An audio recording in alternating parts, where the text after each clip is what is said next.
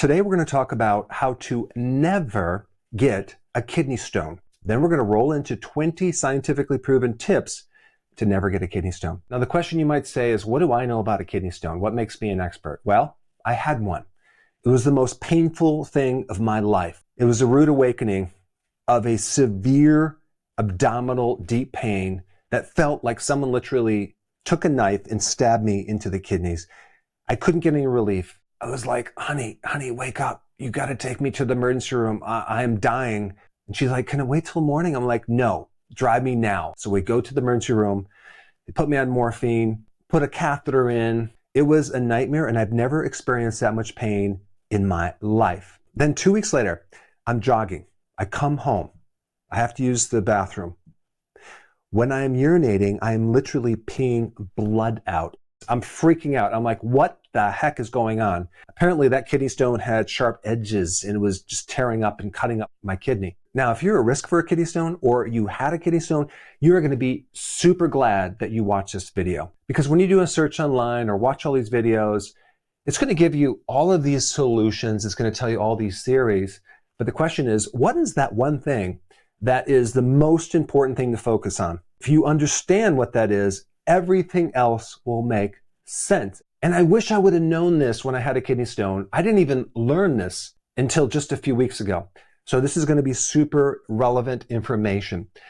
Okay, most kidney stones are calcium oxalate stones. So it's a combination of calcium with the oxalate, and it builds up in the kidney. Now, sometimes there's a uric acid stone. Sometimes there's a stone made out of phosphorus.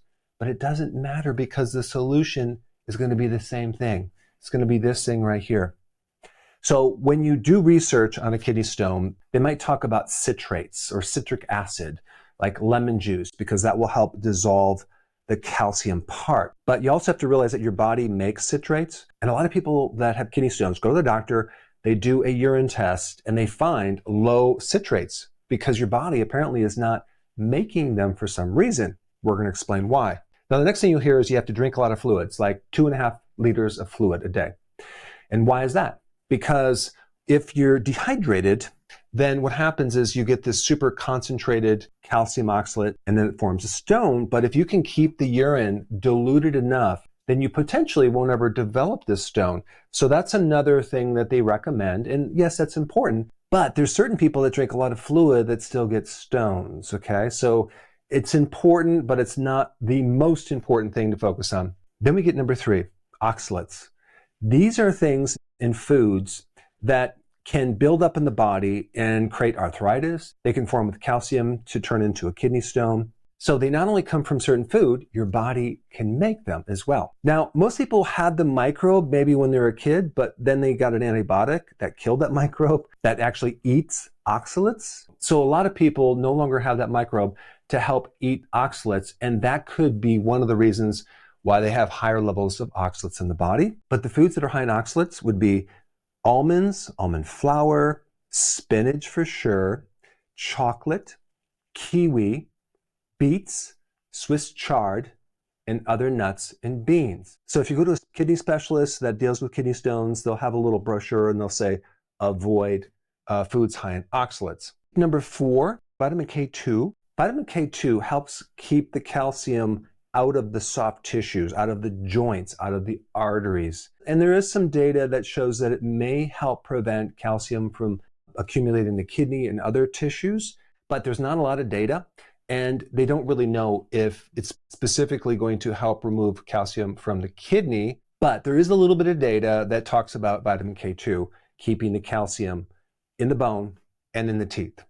There's also information on your pH of your urine, that if your urine is too acid, that can create more of a tendency to get a stone too. So people will tell you to alkalize the urine to reduce the risk of certain stones, especially like the uric acid stones. One way they do it is with citrates, lemon juice, things like that.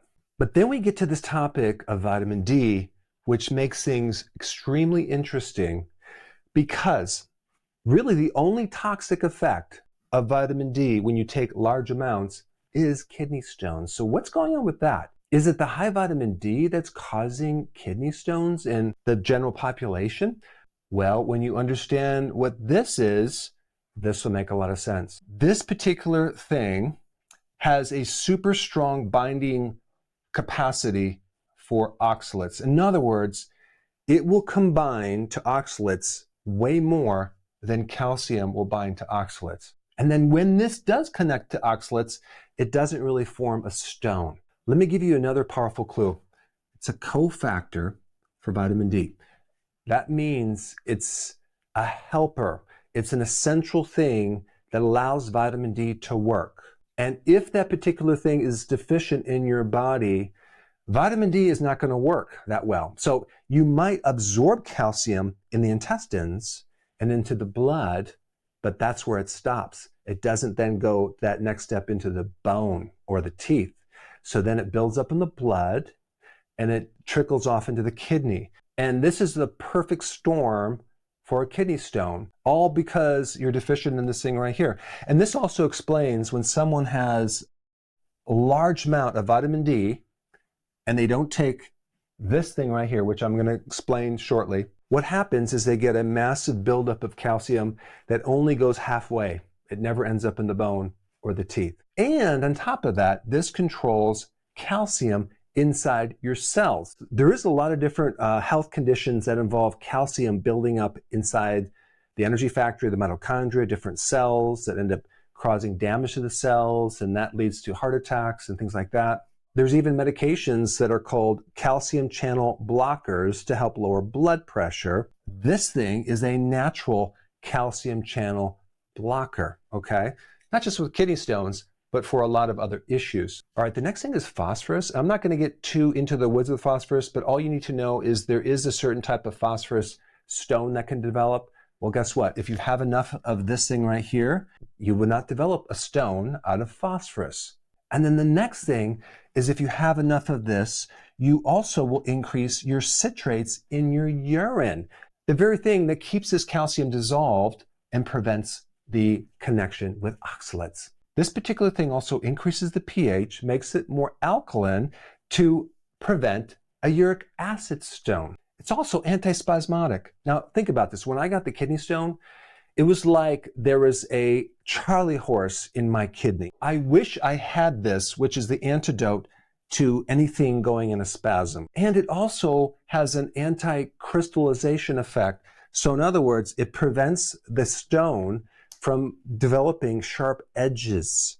It slows the formation of a stone. It makes the stone slippery enough so it doesn't have Velcro on it and it doesn't get stuck in your kidneys. It helps to decrease the parathyroid hormone. All you need to know is if your parathyroid hormone is high, then that means that it's going after your calcium from your bone and taking it out and putting it in your blood, making things worse. Well, guess what? This thing lowers that. It works in conjunction with vitamin D to help regulate calcium and keep the calcium going in the bone and not in the kidney. And this is magnesium. Magnesium. Interesting. Magnesium is hands down the most important thing to focus on to avoid kidney stones. And if you have a kidney stone, you should be focusing on magnesium.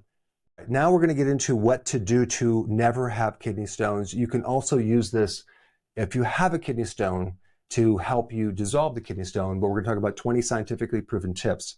Number one, magnesium glycinate, 300 to 400 milligrams a day. Now, if you're getting enough magnesium from your diet, you don't need to do this unless you know you're at risk for a kidney stone. Maybe your parents had it or there's some genetic predisposition.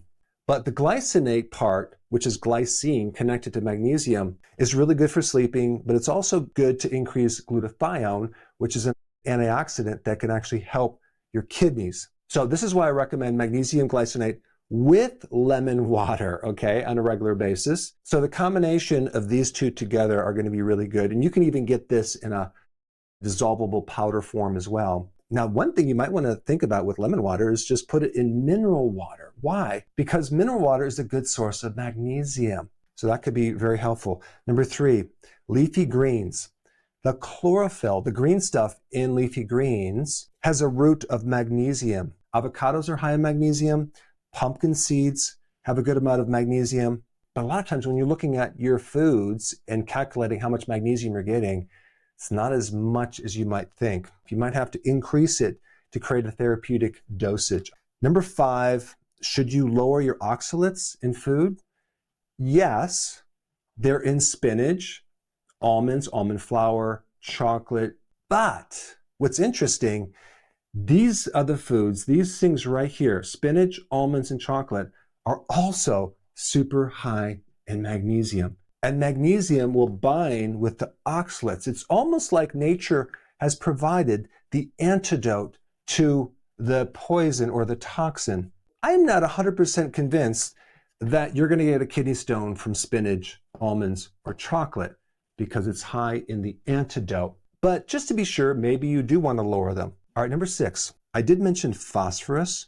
Phosphorus is something we need in normal healthy food. You're going to be fine. But when you start to have junk food, especially colas, you're going to get a lot of phosphoric acid. That artificial type of phosphorus is not good for your kidneys. It's not good to help you avoid a stone. It can create all sorts of problems, not just with kidney stones, but other issues.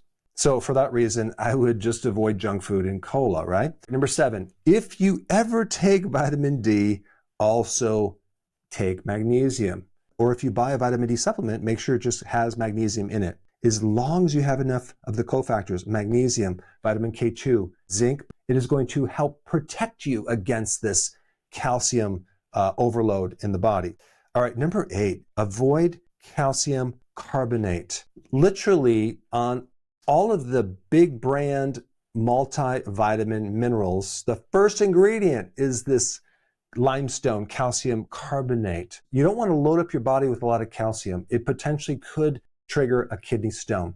This is why I recommend getting your calcium from food like cheese or dairy, but not from rocks or limestone, especially not as the first ingredient in these supplements. Number 9, drink 2.5 liters of fluid per day. Okay, I do recommend you do that, but make sure it's not soft water. Okay, if you have a water softener, they're taking out the minerals. Hard water is calcium and magnesium. So the risk for kidney stones decrease when you drink hard water, like well water or spring water. But regardless of what type of water you drink, if you keep your liquids 2.5 liters, it's very unlikely you're going to develop a stone, especially if you're doing all these other things. And number 10, potassium foods are important. The foods that are high in magnesium are also high in potassium, so you should be okay on that. But potassium is an alkalizer. It will help prevent the formation of the uric acid stone, but it also helps you retain citrates. So it's another benefit from having enough potassium. 11, diabetics are at high risk for kidney stones, and having the body too far one way or another can create a problem with different stones. But you do want to lower your carbs if you want to decrease your risk of getting a stone. Diabetics type 2 usually are very severely magnesium deficient, and even having a lot of sugar in your body, whether it's coming from the diet or another way, is going to increase the demand for magnesium and even deplete magnesium in other nutrients. All right, number 12, fermented foods.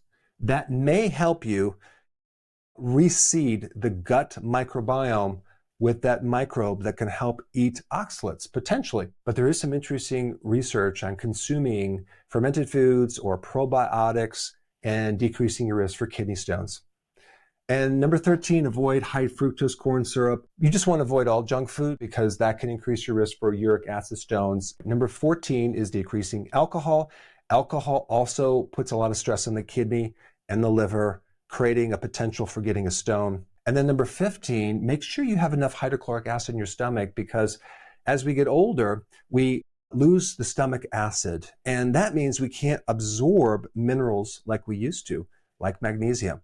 So how do you know if you have low stomach acid? Typically, you're going to have indigestion, gas, a lot of bloating, maybe acid reflux or GERD. The solution is something called betaine hydrochloride to acidify the stomach, and that will not just solve those symptoms, but help you absorb more nutrients like magnesium. The more chronic stress that you're under, the more magnesium you are going to be deficient in. So in other words, if you live a really stressful life, you need a lot more than this too, especially if you have problems sleeping. Number 17, the more sweating you do, maybe you exercise or you just sweat a lot, that can also cause a magnesium deficiency just from the sweat loss. And this also means if you do a lot of jacuzzis or sauna, you will lose more magnesium in that process.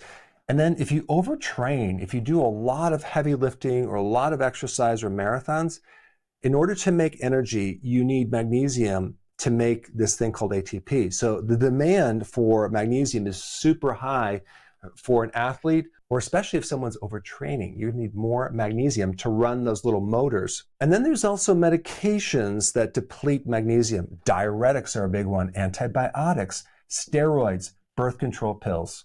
And the last thing on the list is fluoride. Fluoride in your water can deplete magnesium. Now that you understand more about kidney stones, if you really want to know what magnesium does in the body, watch this video right here. Check it out.